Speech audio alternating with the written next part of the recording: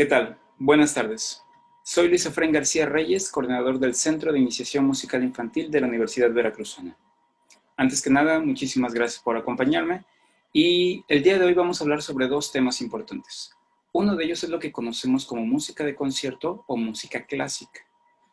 Eh, Vamos a entender de que la música clásica, cuando lo decimos popularmente, es un género que se conoce como la música de escuela o la música de estudio, donde uno llega a una academia, a una facultad de música, lo estudia y obviamente llega a las salas de concierto, como son los teatros más grandes o una orquesta sinfónica y todo este tipo de agrupaciones.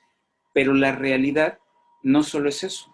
La música clásica es un periodo de la época de la música en general de los últimos siglos. Estamos hablando de que hay eh, unas temporalidades dentro de cada uno de las formas musicales o de los géneros, y nosotros escuchamos como música medieval, música antigua, todos estos géneros previos, y a partir de la Edad Media, donde estamos hablando de los 1500, es cuando aparece uno de los más grandes compositores, precursores de lo que conocemos al día de hoy como música clásica, que sería el maestro Monteverdi. El maestro Monteverdi tiene una situación a donde él empieza a acumular toda la información que habían pasado por épocas anteriores a él y empieza a generar nuevas obras. Empieza a generar lo que se conocería después ya como las óperas formales, lo que serían más o menos por los 1530, 1550, donde tenemos una cantidad bastante grande de obras de él, y alguna de ellas, por ejemplo, también se las recomendaría que la busquen, es la ópera de Orfeo, que es una obra importantísima en la historia de la música en general. En su época había dos corrientes, algunos compositores donde decían que la música realmente tenía que estar arriba de la letra. Entonces, lo que decía el texto era importante, pero lo más importante era la música, era la corriente de Monteverdi. Pero había otros compositores que era todo lo contrario, y donde decían que la letra, el texto, era lo más importante. La música estaba simplemente como que apoyando a lo que se decía. En nuestra actualidad, algo interesante es de que hemos regresado un poco a ese mismo escenario, donde podemos decir nosotros que la música que escuchamos realmente nos impacta por lo que dicen las letras, por lo que dicen las palabras. Muy diferente a cuando de repente escuchamos algo que realmente lo que está pasando es un contenido musical muchísimo más profundo. Las dos vertientes obviamente han ido modificándose, creciendo y obviamente exponencialmente de repente una destaca más que la otra en ciertas temporalidades, en ciertas épocas, con ciertos autores. Pero lo interesante de Monteverdi es que a partir de ahí empieza a formarse la música con estudio, con formas estructuradas como lo es el pentagrama y algunos otros elementos de la música, y cuando llega a diferentes países empieza a enriquecerse, pero se empieza a manejar como un mismo hilo conductor, que sería el pentagrama y la teoría de la música que conocemos al día de hoy. Después viene el periodo barroco, después viene el periodo clásico, después el romántico y diferentes periodos. Pero lo interesante es de que en la actualidad, cuando escuchamos música clásica, nos enfocamos en lo que es música en general, música de concierto, música que tiene una estructura, música que tiene un apartado técnico y teórico muy bien fundamentado, y eso es lo que conocemos como música clásica o música de concierto. ¿Sale? El otro tema que vamos a platicar hoy, y les voy a dejar un poquito de tarea al final, son los géneros musicales.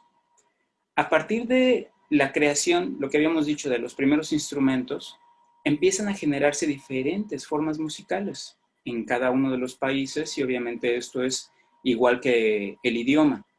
Crece en un punto, se comparte en otro, empieza a generar otras corrientes, y al final lo que tenemos es un crecimiento como si fuese una raíz, donde empieza un punto y empieza a diversificarse. ¿Sí? Los géneros que conocemos al día de hoy, y pongamos uno de los géneros, por ejemplo, más recientes, que sería, por ejemplo, el blues, el jazz, el rock, son géneros actuales, ¿sí? Pero son géneros que vienen con raíces, obviamente, de otros instrumentos, de otras formas musicales. Lo interesante sería, y vamos a compartir aquí unas imágenes,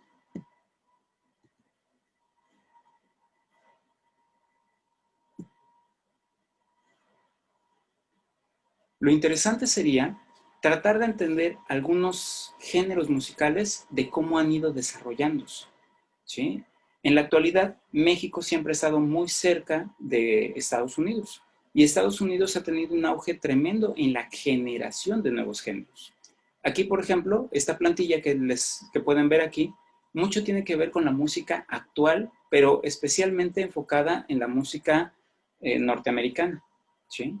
Las raíces, por ejemplo, lo que en alguna ocasión ya habíamos platicado, es de que muchas de las raíces de la música que escuchamos al día de hoy tienen raíces de lo que pudiera ser como la música autóctona o la música de raíz de algunos países, por ejemplo, como África, ¿sí? Donde tiene algunos ritmos y después esos ritmos se llegan a Europa y después esos ritmos llegan y los traen a América y después esos ritmos que ya están en América empiezan a florecer de formas diferentes.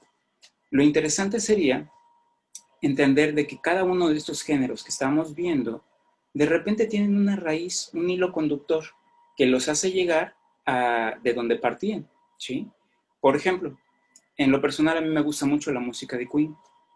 La música de Queen tiene una idea muy interesante, que es algunas formas musicales, algunas técnicas instrumentales que se ocupaban para la composición, que eran, por ejemplo, para la música de la ópera, de lo que estábamos diciendo, ellos lo empiezan a hacer unos juegos de voces, ¿sí? Y estamos hablando que Queen, si no me equivoco, es cerca de los 80s, 70s, 80s. A partir de ahí empiezan a generarse otras corrientes, ¿sí? Y antes de ellos estuvieron Elvis y todo ese tipo de cantautores que eran muy buenos en su época, y previos a ellos hay otras corrientes donde aparece la cuestión del blues, del jazz, de los primeros orígenes de todos estos géneros que fueron los que al final explotaron y crearon el rock que conocemos el día de hoy. Después empezó a mover por otro lado y se convirtió en el rock pesado, después se movió por otro lado y se volvió en el rock de América Latina y tiene otras formas muy similares, pero también con otras tendencias. Pero de repente podemos darnos cuenta de que tienen las mismas raíces. Y en esto les quiero compartir lo que se conoce como formas musicales. Una forma musical, y aterrizándolo tal vez en la forma, en el plano más común que tenemos nosotros, si vemos un recipiente, un vaso, un florero, vemos que tiene una estructura, tenemos que tiene unas dimensiones, unas curvas, cuadrado, recto, lo que sea, pero tiene una forma, ¿sí? Una forma alargada, una forma ancha, una forma redonda, muchas cosas. Lo que podemos decir que la forma en música es lo mismo. La forma musical es simplemente una parte de lo que está pasando, viene una variante que normalmente se conoce como parte A, parte B, y después repite la parte A otra vez, que sería una reexposición. Cuando nosotros escuchamos esto, tal vez digan, suena un poco confuso, ¿no? O no tan común. Pero después se van a dar cuenta de que la música que escuchamos todo el tiempo está estructurada en lo mismo. Viene una parte bonita, después viene una parte contrastante y después vuelve a regresar a la primera sección, ¿sí? Eso se conoce como una forma A-B-A, o sea, una parte inicial, una parte variante y una parte donde reexpone la misma primera sección. Eh, Hay otras formas musicales. Hay otras formas donde solo es una parte A y es lo mismo, y es lo mismo, y se termina de la misma forma, ¿sí? Hay otras que se conocen, y ese es un ejemplo muy conocido, que es la forma rondó. La forma rondó tal vez en la parte popular no es tan fácil de entender o de escuchar. La forma rondó es simplemente un mismo tema y se van haciendo variaciones, ¿sí? Tal vez técnicamente no sea completamente un rondo, pero por ejemplo, algunos sones jarochos tienen esto, donde expone una forma musical, hace variaciones, todo eso, la vuelve a reexponer con un texto diferente, a veces cambian velocidades, a veces lo hacen de una forma más interesante en la parte musical, donde vienen solos, y después se vuelve a reexponer. Y así se sigue unas 2, 3, 4, 5, 6, 7 veces y las veces que se necesiten. Eso pudiera ser más o menos como un ejemplo de lo que puede ser las formas de rondó, ¿sí? Lo interesante es de que, por ejemplo, nosotros en la parte de la música clásica hay una estructura muy clara, muy básica que se llama forma de sonata. La sonata eran diferentes movimientos que se agrupaban y tenían una estructura de un movimiento, segundo movimiento, tercer movimiento y tenían una estructura. Pero después esto fue evolucionando y se acortó en una sola pieza, donde tenía una parte A, una variante y la reexposición de la parte A. Lo interesante de todo es de que esa forma fue evolucionando y ha pasado por más de 200, 300 años, y el día de hoy lo que estamos escuchando con una canción, ya sea desde Luis Miguel o una canción popular o una canción de cualquiera de las que nos sabemos y conocemos como músicas o canciones populares, tienen la misma estructura, ¿sí? Y para concluir, lo que les podría comentar es lo siguiente. La música en sí ha evolucionado mucho, pero la realidad es de que sigue siendo lo mismo. ¿Cómo puede ser esa dicotomía en esta idea o planteamiento que yo les pongo? Yo diría que la música en sí es lo mismo que sonaba hace siglos. Y les recomiendo, aquí viene la primera tarea, que escuchen mucha música del maestro Antonio Vivaldi. Él fue uno de los más grandes genios del barroco y tenían composiciones musicales muy interesantes, diferentes instrumentos de esa época, donde hacían lo que fue el nacimiento o el generador de lo que conocemos como un concierto. El concierto es donde sale la orquesta completa y hay algún solista o algunos solistas y salen tocando. Toda la orquesta acompaña a los solistas. El concierto grozzi o concierto grosso nace en el barroco y es lo que les comentaba. Es la raíz de lo que conocemos al día de hoy como conciertos de una orquesta. Entonces, los conciertos grosos de Antonio Vivaldi, cuando uno los escucha, te das cuenta que tiene las mismas figuras rítmicas, las mismas notas, no tiene más sonidos. Tiene un do, un re, un mi, un fa, un sol, un la y un si. Y puede tener las alteraciones do sostenido, re sostenido, fa sostenido, sol sostenido, la sostenido. Pero son las mismas notas. Y estamos hablando de que llegamos después de 400 años, 300 años que han pasado, y siguen siendo las mismas notas. Las figuras rítmicas siguen siendo iguales. Una redonda que vale 1, 2, 3, 4, una nota larga. Las negras que son negra, negra, y eso aparece en toda la música. Las corcheas que son más cortitas. Las semicorcheas que son mucho más rápidas. Y etcétera. Tenemos otra cantidad de notas.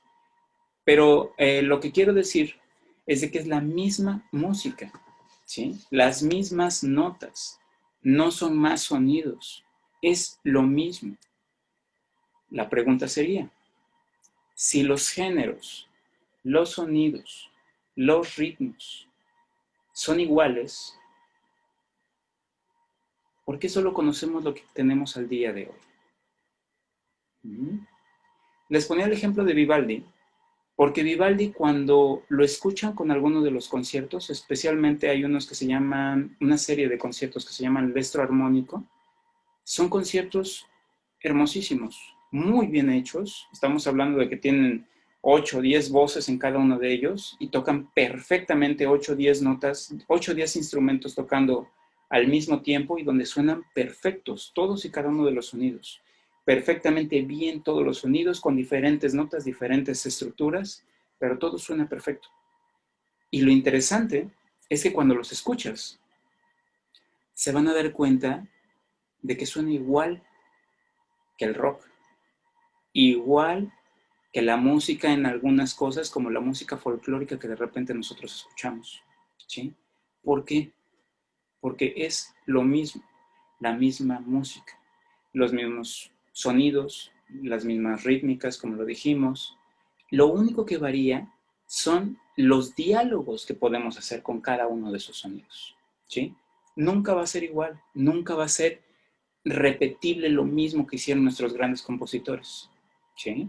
Pero lo interesante es de que eso hace 300 años o más de 300 años, al día de hoy, tiene la misma estructura, la misma composición, ¿sí?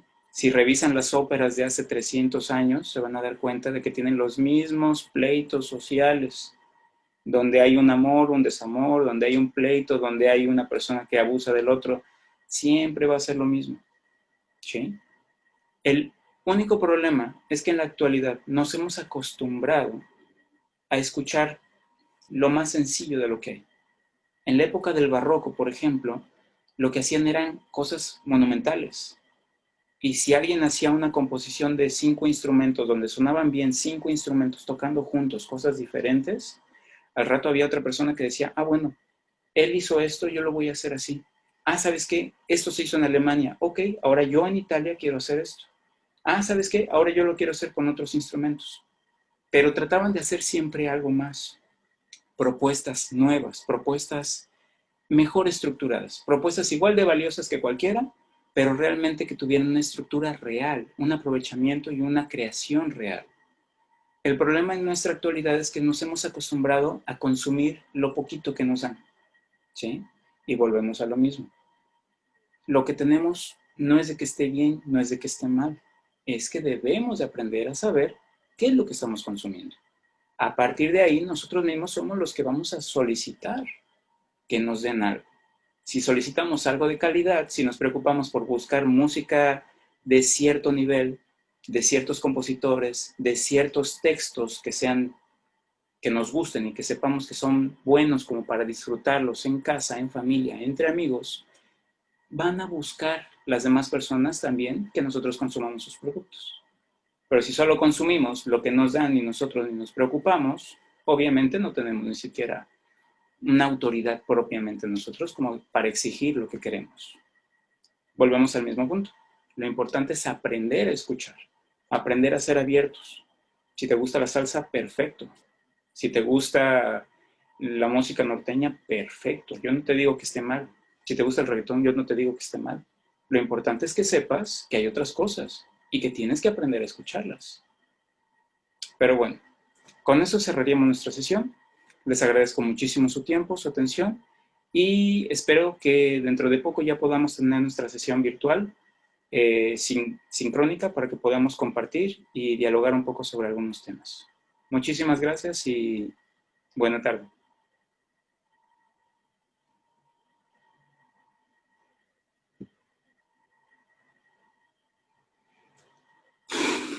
Ya. Dime que sí. Creo que sí. Vamos a ver. Ay, estoy bien.